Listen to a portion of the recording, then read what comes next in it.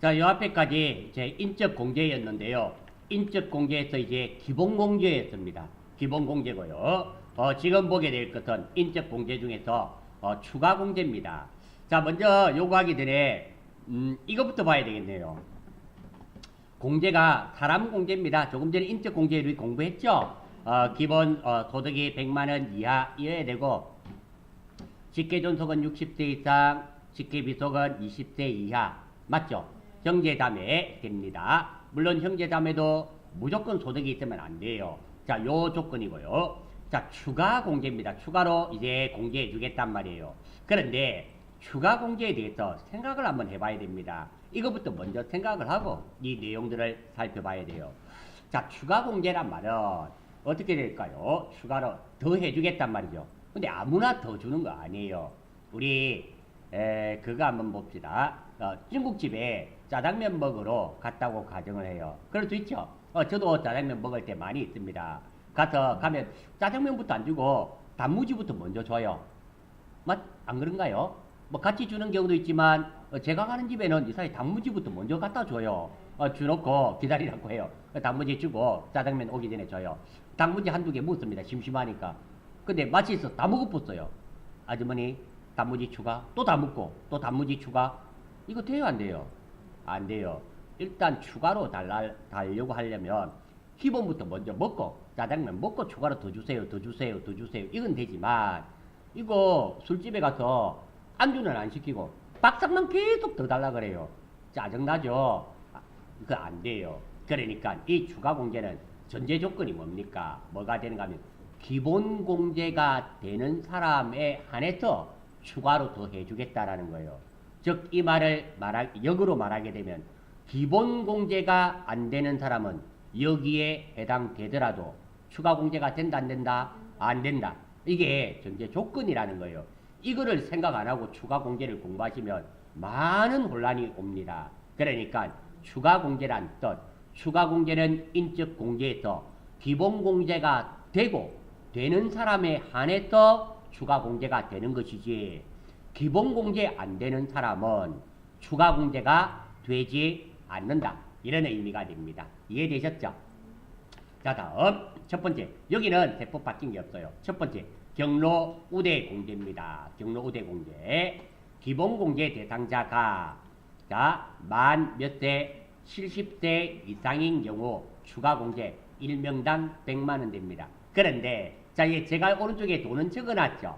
돈은 적어놨는데 우리 전산 세무이급에서는 이 돈들 기억할 필요가 없어요. 돈들을 기억할 필요가 별로 없습니다. 왜? 다 나오니까. 그런데 혹시 TAT 2급 치시는 분은 이 돈들 아셔야 됩니다. 이게 시험에 따라서 달라요. 그러니까 전산 세무 2급 칠 거라 그러신 분은 요 돈들 기억할 필요 없어요. 이게 다 자동으로 나옵니다. 그런데 TAT 2급에서는 이 돈 계산도 하실 수 있어야 됩니다. 왜? 시험 종류마다 출제 범위가 조금씩 차이가 나죠. 그거 제가 말씀드립니다. 자, 우리는 일단 기준이 뭐 전산 세무 2급 범위를 가지고 하는데 요것도 적어는 두었어요. TAT 2급도 치시는 분이 있을 수 있기 때문에. 되셨습니까? 자, 요거 일단 기본 경로 우대 공제 몇 세 이상? 70세 이상인 경우 당연히 기본 공제 대상이 되는 경우에 한했습니다. 두 번째, 장애인도 공제줘요. 장애인. 자, 기본 공제 대상자가 당연히 기본 공제 대상자가 되어야 되겠죠. 장애인인 경우 1명당 200만 원 해줍니다. 자, 여기서 장애인의 범위를 한번 봐요. 우리가 흔히들 장애인 하죠. 뭐 장애우라 불리우나요? 장애인이라 그러나요? 모르겠어요. 왜? 신체적으로 정신적으로 장애가 있으신 분 있잖아요. 장애인 등급이 있으신 분에 해당이 되고요. 국가유공자도 해당됩니다. 국가유공자. 그리고 참 애석한 게 있어요. 우리나라 건국을 위해서, 우리나라 독립을 위해서 힘쓰신 분들 있죠. 그분들 중에 잘 사는 사람이 없는 것 같아요. 제 생각에는. 이런 뉴스나 이런 거 보면 저도 국가유공자 되시고 이런 분들 보면 금전적으로 부유하신 분이 잘 없는 것 같아요. 보신 분 있으세요? 제가 알기로는 거의 없어요. 그런데 왜 그런 말합니까? 친일 했던 사람은 또 잘 살아요. 그 문제가 좀 있는 거죠, 그죠? 이게 지금은 이제 친일 청산 안 됩니다. 너무 많이 흘러가지고 후대 몇 대가 지나버렸잖아요. 안 되고 좀 그런데 그 참 역사적으로 안타깝네요. 어쨌든 국가유공자. 그 다음에 장애인의 범죄에 해당되는 게 항시 실효를 요하는 중증질환자입니다. 이 사람도 장애인으로 보겠다라는 거예요. 왜 이러신 분 있잖아요. 이게 아주 중대한 질병이 있어. 뭐 간암말기 사기다. 이래 중환자실에서 살고 계시고 이런 분들 있죠. 이런 분들도 장애인 증명서는 없다 하더라도 장애인으로 인정해 주겠단 말입니다. 공개해 주겠단 말이에요. 요거 이해되시나요? 요 정도 알아주시고요. 특히 요거는 시험에 잘 나와요. 요거 장애인하고 중증질환자 있죠. 요게 나와요. 이 사람도 뭐 장애인 공개가 됩니다. 되시겠습니까? 사실은 국가유공자보다는 요 사람이 요게 시험에 자주 나와서 제가 메모해 두었습니다. 다음 부녀자 공개입니다. 부녀자 공개는 자 첫 번째 남자는 해당될까요? 안 될까요? 안 돼요. 남자는 해당 안 됩니다. 여성에만 해당이 됩니다. 조건이 좀 까다로워요. 자, 첫 번째 여성이면서 종합소득금액이 3천만 원 이하인 거주자로 한정한다. 50만 원인데요. 자, 일단 두 가지 조건을 만족해야 돼요. 첫 번째, 자 연봉이 얼마 이하여야 됩니까? 3천만 원 밑으로 이면 다 되는 거 아니에요. 다 되는 게 아니고 두 번째, 자 배우자가 있는 여성, 요거 1번입니다. 남편이 있으면 무조건 돼요. 배우자의 소득 유무에 불과하고. 그러니까 내가 연봉이 월급 받는 게 3천만 원 밑으로입니다. 근데 결혼을 했어요. 그 사람은 남편이 100억을 벌고 있어도 부녀자 공개가 됩니다. 됐나요? 남편의 소득의 유무에 관계없어요. 자, 두 번째, 미혼입니다. 배우자가 없는 여성이 미혼을 말하죠. 맞아요? 미혼인 경우는 좀 까다로워요. 첫 번째, 배우자가 없는 여성으로 기본공개 대상 부양가족이 있어야 돼요. 그러니까 왜 내가 여기에 해당되는 사람들 첫 번째 한번 보겠습니다. 내가 아직 결혼을 안 했어요. 나이는 30살입니다. 30살인데 우리 부모님이 뭐 만 60세 이상 됐어요. 70살입니다. 그리고 소득이 없어요. 그런 사람이 되고요. 그러면 부양가족 있죠. 네. 우리 가족은 3명입니다. 나, 딸입니다. 내고 내가 직장에서 돈 벌어서 우리 부모님하고 같이 살면서 생계를 책임지고 있어요. 그 조건을 또 만족해야 되면서 두 번째, 본인이 무엇이어야 됩니까? 세대주의여야 돼요. 그래서 미혼은 거의 안 된다고 보면 돼요. 부녀자 공개. 왜냐하면 요거 기본공개 대상 부양가족이 있는 경우는 많아요. 하지만 세대주가 잘 안 돼요. 제가 만약에 딸하고 같이 산다고 가정해요. 딸이 내를 모시고 산다. 첫 번째, 모심 당하기 싫습니다. 그러니까 내가 앉아 살 거예요. 나는 모심 당하기 싫고, 근데 모심을 당한다 쳐요. 당하고 있어요. 우리 딸이 이제 생계를 책임지고 있어요. 부녀자 공개 받으려고. 그러면 여기까지 3천만 원 이하이면서 여기까지 됐어요. 아빠, 내 세대주 좀 시켜줘. 쉬고, 니 나가 살아라. 세대주 안 시켜준다. 근데 내가 또 안 시켜주겠어요. 이 세대주가 별게 아닌데, 그 법으로 그 가정을 대표하는 사람입니다. 그 딸 안 되죠. 내가 50만 원 공개 안 받는 한이 있어도 니 나가 살아라. 내 세대주 할 거다. 내 같으면 그럴 것 같아요. 그래서 미혼은 여기에 잘 안 돼요. 부녀자 공개가 잘 안 됩니다. 하지만 되는 사람도 있어요. 되는 사람도 있으니까 그런 경우도 있고. 자, 우리 요즘 이혼하고 사별하고 이런 경우 많죠. 그런 경우 있어요. 그분은 되는 경우가 많아요. 봐요. 일단 이혼이나 사별을 했어요. 배우자가 없죠. 없고 자식이 대부분 있잖아요. 그죠? 그리고 그러면 기본공개 대상이 있죠. 그리고 본인이 세대주가 맞죠. 이런 경우는 해당이 돼요. 해당이 됩니다. 아무튼 자 부녀자 공개는 까칠합니다. 돈도 얼마 안 되면서 까칠해요.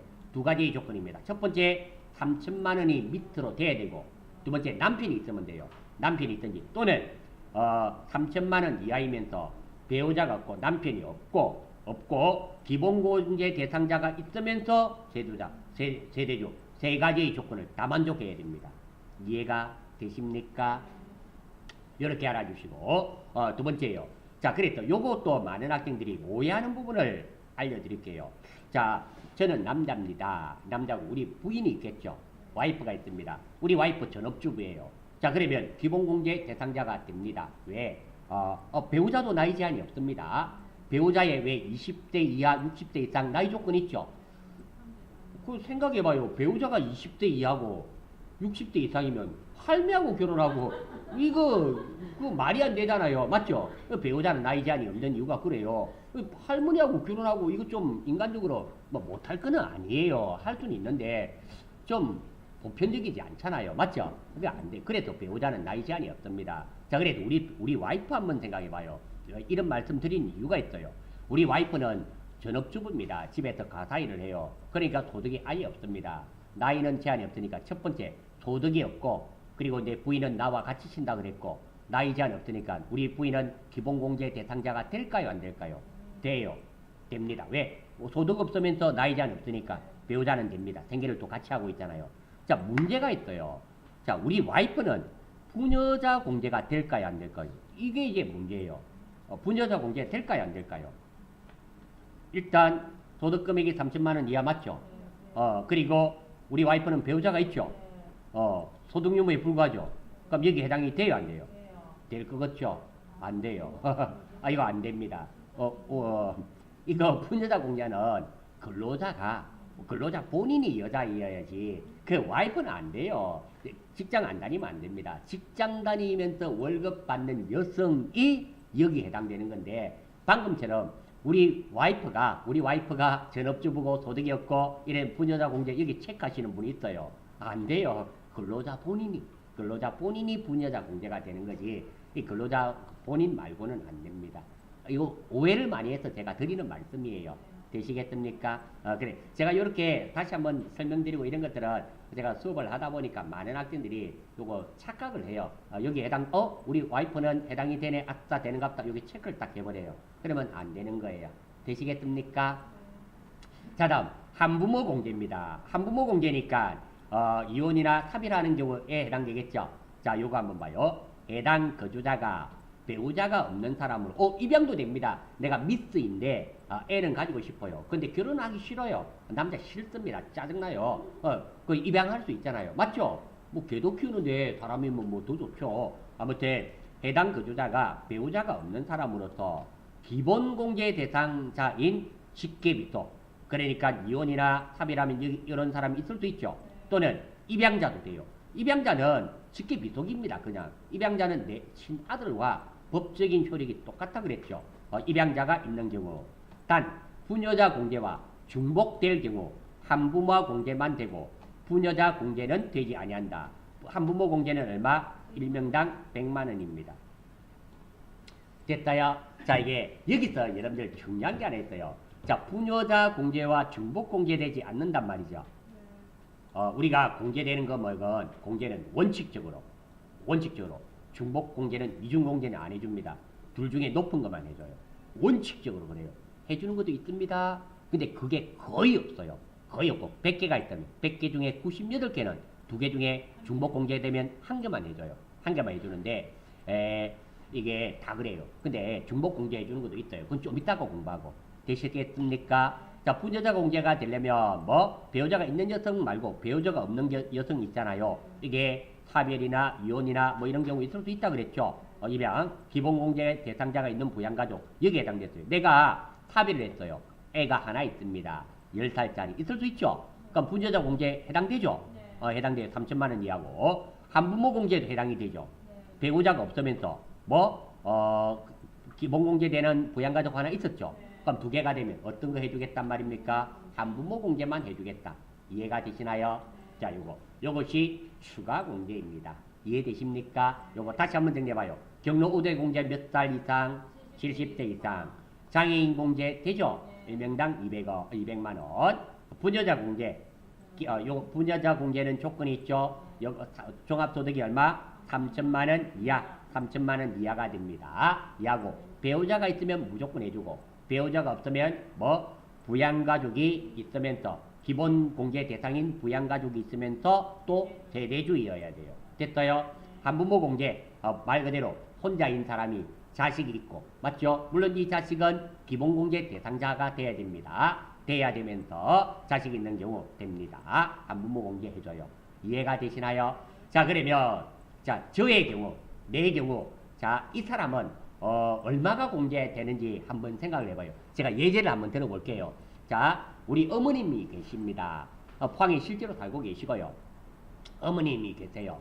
자, 어머님 나이가 올해 72이네요. 이런 누리입니다. 이런 누리예요. 포항에 살고 계시고, 그리고 어머님만 살아 계십니다. 72이고, 그리고 예전에 교통사고가 나셔서 장애 등급이 상급이 있습니다. 이런 경우 있을 수, 아니요, 이거 실화예요, 실화. 실화입니다. 자, 우리 엄마 하나가 좀 그러네요. 우리 엄마 하나라는 게 어쨌든 우리 엄마로부터 그게 인적 공제 받는 금액이 총 얼마가 될까요? 그거 한번 따져보겠습니다. 되셨어요? 자, 내용은 아시겠죠? 네, 우리 엄마인데 나이는 72이고 장애인입니다. 실제로 장애 등급 가지고 계시니까. 됐어요? 자, 우리 엄마가 받는 거 한번 따져볼게요. 어떻게 되는가? 자, 첫 번째. 자, 요거 우리 부양가족 공제 여기에 해당되겠죠? 연간 소득 금액 없습니다. 없어요. 자, 직계존속이죠. 직계존 60세 이상 맞았죠? 그러면 여기서 150만원 됐나요? 공제 받습니다. 인적 공제에 해당되면 150만원입니다. 됐나요? 150만원만 받는 게 아니라 또 추가 공제 받죠. 추가 공제 받습니다. 어떤 거 받는가 한번 봅시다. 경로 우대 공제 받겠네요. 왜? 72이니까 70세 넘었죠. 요거 얼마? 100만원. 그럼 얼마입니까? 여기까지 250만원. 맞나요? 다음 어머님이 뭐였어요? 장애인이었죠. 요것도 받아요. 얼마입니까? 200만원. 450만원. 한 분이 450만원을 받아요. 이해가 되셨어요? 이렇게 되는 거예요. 이렇게 계산이 되는 겁니다. 내 소득에서 450만원을 빼줘요. 그래서 세금을 또 구하게 됩니다. 이해가 되십니까? 방금은 우리 어머님은 실제로 그렇고요. 우리 동생이 돈을 엄청 벌어요. 우리 동생이 부양가족으로 등록해놨습니다. 이게 왜냐하면 왜 우리 소득세이가 할 때 보면 큰 금액들은 소득이 많은 사람한테 빼라 그러잖아요. 그런 말씀 들어보셨어요? 이유가 간단하죠. 이유가 간단합니다. 어떤 거냐면 이것 때문에 그래요. 자, 이거 소득이 높으면 높을수록 세율이 어떻게 돼요? 많아지잖아요. 그러니까 이게 요 경우 한번 봐요. 우리 동생이 있는데 요 범위에 예를 들어서 8,900이었다 쳐요. 8,900. 그럼 요 범위에 해당돼 버리잖아요. 근데 어머님 공제를 450만원 받으면 어때요? 요 범위에 들어가 버리죠. 세율이 한 10%확 차이 나버리잖아요. 그래서 많은 사람한테 빼라는 게 이겁니다. 두 번째예요. 많이 버는 사람이 환급 받을 때도 마찬가지예요. 많이 버는 사람이 원천징수 많이 당했겠죠. 그리고 돌려받는 도도 어때요? 많이 있겠죠. 어쨌든 이거 환급되는 것은 내가 납부했던 세금 중에서 일부를 돌려받는 거지, 안 냈던 세금은 내가 세금 낸 게 없어요. 근데 환급세 계산해 봤더니 1,000만원이었어요. 얼마 돌려받을까요? 빵원. 낸 게 없으면 못 돌려받습니다.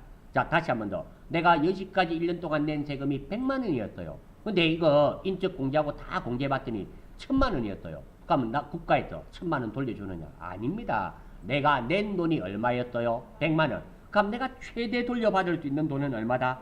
100만원입니다. 그런 거예요. 그래서 큰 돈들을 세금 많이 냈던 사람들한테 공제받아라. 이런 의미가 됩니다. 이해되시죠? 그런데 부부가 돈을 벌고 있어요. 돈을 벌고 있는데, 자, 내가 남편입니다. 남편인데 계산을 해봤더니 낸 세금은 100만원. 돌려받을 게 700만원 돌려받게 됐어요. 그 사람은 어떻게 됩니까? 100만원밖에 못 돌려받죠. 그러니까 100만원치만 딱 내 이름으로 하고 나머지 600만원치는 뭐? 와이프 이름으로 해야지. 그렇게 나누어서 해야지 절세가 최대한 절세가 되는 겁니다. 무슨 말인가 이해가 되시죠? 그거는 사람마다 다 달라요. 다 다르기 때문에 거기에 맞추어서 하시면 됩니다. 자, 여기까지 됐고요. 자, 다음 인적공제 마지막입니다. 자, 인적공제의 마지막 부분 한번 봐요. 자, 자녀세액 공제입니다. 자, 요거 하기 전에 여기에 해당됩니다. 1번부터 4번까지 다 해당이 되는데요. 자, 일단 먼저 요거부터 한번 봅니다. 요거부터. 자, 요게 6세 이하가 됩니다. 6세 이하 추가 공제가 되는데요. 2019년 연말정산부터 폐지가 되었습니다. 2019년 연말정산부터 폐지가 되었고요. 이게 뭐 아동수당, 보편적 아동수당으로서 6세 이하 자녀에게 매달 10만원씩 주잖아요. 맞죠? 예전에는 이걸 공제를 해줬어요. 세금에서 공제를 해줬는데 매달 10만원씩 주기 때문에 2019년도에 폐지가 됩니다. 그런데 자, 먼저 한번 봐요. 올해가 2019년 아닙니까? 자, 2월 달까지는, 올해까지는 해줘요. 올해까지 2018년도까지는 해줍니다. 해주기 때문에 2018년 연말정산을 2019년 1월 달에 합니다. 맞나요? 그렇게 되고, 그렇기 때문에 올해는 해주는데, 2019년 연말정산은 2020년 1월 달에 하잖아요. 그때는 이거 해준다, 안 해준다? 안 해준다. 뭐 때문에? 아동수당 때문에. 자, 여기서 또 문제가 또 발생합니다. 어떤 거? 우리 시험 있잖아요. 우리 시험은 2019년 2월달에 치잖아요. 이 2월달 기준은 작년 기준이에요. 그러니까 자, 여기에 해당이 되겠다, 안 되겠다? 2월달 시험은 여기에 해당이 됩니다. 해당이 되고, 그 다음에 4월달 시험부터는 해당된다, 안 된다? 안 된다. 그렇게 되는 거예요. 요게 참 애매하네요. 우리 시험 자체가 지금 과도기죠? 과도기에 딱 들어서 그래요. 이해가 되십니까? 자, 그런데 완전히 안 해주느냐? 그건 또 아니에요. 여기 한번 보세요. 자, 2019년부터 해줘요. 그럼 2020년까지. 그건 나이를 몇 대로? 90대 이상으로 상향, 90세 아니죠. 9세 이상으로 상향해서 유지를 하겠단 말이에요. 올렸어. 요거 해주긴 해주겠는데, 예전에는 6세 이하 해준 거고, 지금은 6세까지는 뭐를 해준다? 아동수당 때문에 폐질, 이거는 아예 안 해주는데, 9살 이상인 사람한테는 이걸 해주겠단 말입니다. 이해되셨죠? 요거 알아주시고, 요게 변경된 거예요. 요번에 변경된 겁니다. 자, 그리고 우리 세무시험을 치실 때 요번에 꼭 합격하시고요. 혹시나 시험 운빨이 나빠서 떨어지는 경우도 있을 수 있잖아요. 떨어지는 경우 있어요. 그러면 같은 해에는 별 문제가 없어요. 년이 바뀌실 때는 이 세법이 바뀌어요. 그게 맞춰서 공부를 하셔야 됩니다. 그리고 기출문제 풀이하는 강좌들도 많이 있겠죠. 저도 올려놓은 게 있어요. 그는 과년도 2018년도 이전의 거, 이전 세법으로 한 거예요. 풀이가 당연히 바뀐 걸로 적용이 되니까 그걸 그대로 믿으셔서는 안 된다. 그래서 전산회계 1급까지는 솔직히 바뀌는 게 없어요. 그대로 하시면 돼요. 뭐 3년 전에 거, 5년 전에 거 공부하시면 됩니다. 근데 전산 세무를 시험 치시면서 이거 2017년도 거 풀이 막 보고 있어요. 아마 문제 생길 겁니다. 2012년이나 지나버렸잖아요. 맞죠? 그러니까 뭐 법이 많이 바뀌어 있는데 그거 적용 안 되면 나중에 나는 맞다고 채점했는데 보면 답이 이상하게 나와 있어요. 그런 경우 많다는 거 알아주시고. 자, 먼저 한 명입니다. 한 명일 때는 15만 원. 됐나요? 자, 이거는 소득공제인가요? 세액공제인가요? 세액공제예요. 그러니까 소득보다 세액이 훨씬 크죠? 납부세금에서 빼주는 거잖아요. 맞아요? 납부세금에서 빼주는 겁니다. 두 명일 때는 얼마? 30만 원. 그러니까 한 명, 두 명까지는 한 명당 얼마 빼주겠단 말입니까? 15만 원씩 빼주겠단 말이에요. 근데 세 명 이상인 경우 이야기 드리죠. 자, 연 30만 원인데요. 두 명을 초과하는 1명당 얼마? 30만 원을 해줘요.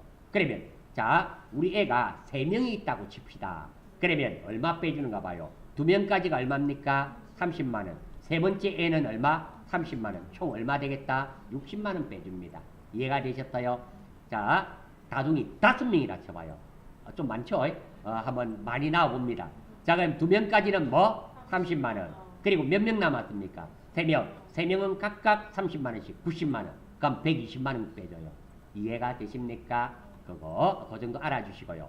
다음, 참고로 전산 세무이급 있죠? 세무이급에서는 돈 필요 없습니다. 돈 내올 필요 없어요. 왜냐하면 다 자동으로 계산해줘요. TT이급 여러분 아셔야 됩니다. 이거 아셔야 돼요. 자, 다음. 자, 거주자의 손자, 손녀는 자녀 세액 공제 대상에서 해당하지 않는다. 그러니까 자녀란 말은 내 자식을 말합니다.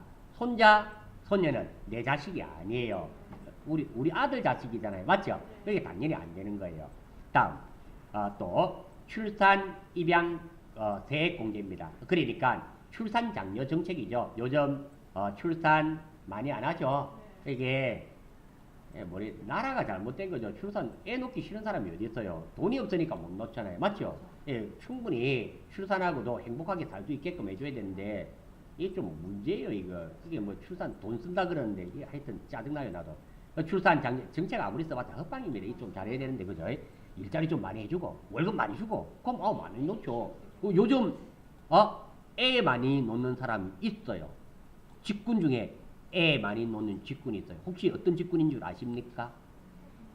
공무원. 공무원이 제일 많이 나요. 공무원들이에요. 안전방이잖아요. 맞죠? 죽을 때가 사고만 안 치면 뭐, 사고만 안 치면 계속 죽을 때가 해먹잖아요. 그런데, 공무원이 제일 많이 났죠. 혜택도 많고, 실제로 그래요. 자, 아무튼 출산입니다. 출산 또는 입양도 출산과 똑같은 걸로 치는 겁니다. 되셨어요? 자, 대액을 공제해 주는 겁니다. 첫째 출산 또는 입양 30만 원. 첫째는 30만 원 해줘요. 코딱가리만 아닙니다. 이거 출산은 몇 번 합니까? 한 번밖에 못 놓잖아요. 맞죠? 한 명에서 30만 원 빼주고 끝. 그게 영원히 끝입니다. 둘째 출산하면 70만 원 빼줘요.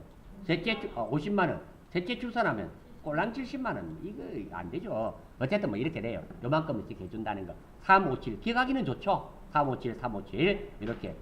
이렇게 좀 해주게 됩니다. 뭐 요거 말고도 제가 볼 때는 모르겠어요. 제가 지금 이런 상황이라면은 그거죠. 출산 장려 정책 중에 저는 다른 거 뭐 애 놓았다고 1,000만 원 주고 2,000만 원 주고가 아니고요. 저는 교육비라 생각해요. 그냥 교육비 그냥 중학교, 고등학교, 대학교까지 공부 어느 정도 하면은 지가 대학 가고 싶다면 대학비 다 공짜. 그러면 돈이 좀 작게 들 것 같아요. 교육비만 빼면 먹는 거야 밥 먹을 때 뭐 숟가락 한 개 더 나오면 되는 거고 옷이야 뭐 좋은 거 입히면 좋지만 뭐 그럭저럭 뭐 따시면 되잖아요. 그런 거 하고 키울 수 있을 것 같은데 교육비가 제일 많이 들죠.